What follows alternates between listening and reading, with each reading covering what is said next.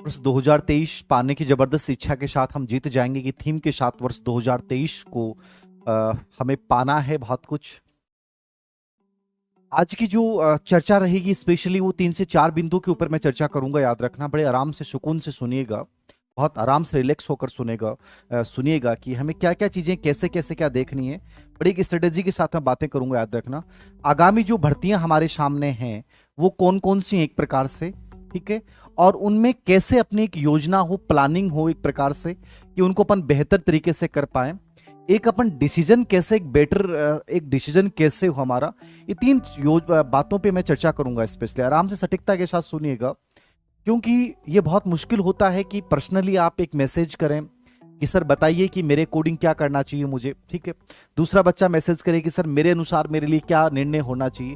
Decision जो है वो हमेशा जहां तक संभव हो आपका खुद का होना चाहिए।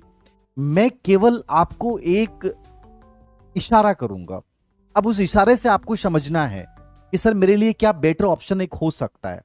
देखिए कई बार क्या होता है कि जैसे मान लीजिए एक ही भर्ती हो, तब तो हमारे पास डिसीजन लेने के ऑप्शन नहीं होते हैं।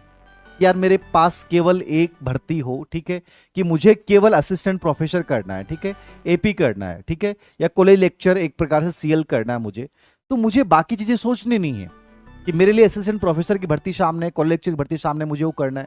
या मान लीजिए मेरे सामने ग्रेड 3 की भर्ती है 12,000 की, ठीक है, तो ये मुझे करनी है। या मान लीजिए ग्रेड 1 मेरे सामने है, या ग्रेड 2 मेरे सामने है, एलडीसी मेरे सामने है, ईओ आरओ मेरे सामने है, ठीक है, संगणक मेरे सामने है, और राजस्थान पुलिस मेरे सामने है, और मैंने कई भर्तियां लिखी हैं इसमें। एसआई सूचना सहायक आज लास्ट डेट है इसकी, याद रखना। जो पीजीडीसीए बच्चे हैं उनके सामने अच्छा ऑप्शन है, 3,000 के आसपास भर्तियां हैं। जितनी भी भर्तियां मेरे सामने हैं, एक साथ कई भर्तियों का आना, याद रखना। वहां सबसे महत्वपूर्ण ये हो जाता है कि मेरा डिसीजन बहुत गजब का होना चाहिए। जब आप केवल एक भर्ती को लेकर चल रहे हैं तो आपको टेंशन लेने की आवश्यकता नहीं है। अभी तक आप लोगों ने पहले ग्रेड 1 दिया, उसके बाद ग्रेड 2 दिया, उसके बाद ग्रेड 3 दिया। ये दूसरा वर्ष है लगातार।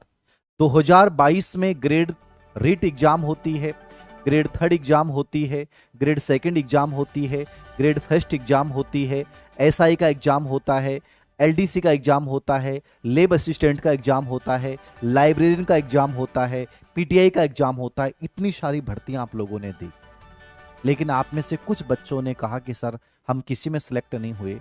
रीजन ये था कि हमारा कोई भी डिसीजन सटीक नहीं था।